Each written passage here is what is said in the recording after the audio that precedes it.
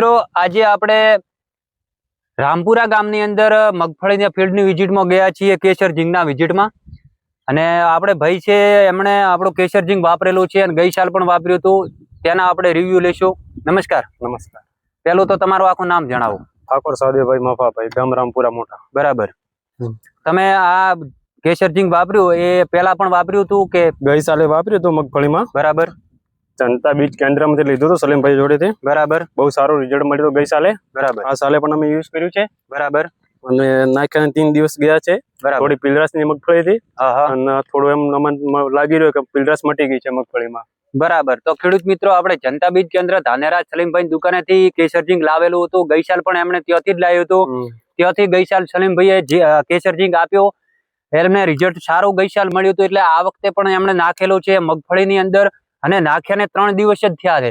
અને 3 દિવસમાં પોતે પહેલા એમને મગફળી થોડી પીળી હતી, અને અત્યારે તમે જોઈ શકો છો પીળાશ જેવો પ્રશ્ન રહ્યો નથી. અને 3 દિવસની અંદર રિઝલ્ટ મળવા મળ્યું છે. તો બીજા ખેડૂત મિત્રોને તમે શું કહેશો? કેસર ઝીંગ કેવું આવે? બહુ સારું આવે ને બહુ બધા ખેડૂતોને નાખવું જરૂરિયાત છે. બહુ બધા ખેડૂતો નાખે તો સારું કહેવાય. બરાબર. તો આ બીજા ખેડૂત મિત્રોને વાપરવા પણ ભલામણ કરી રહ્યા છે. એમણે પણ વાપર્યું, એમને સંતોષકારક રિઝલ્ટ પણ મળ્યું છે.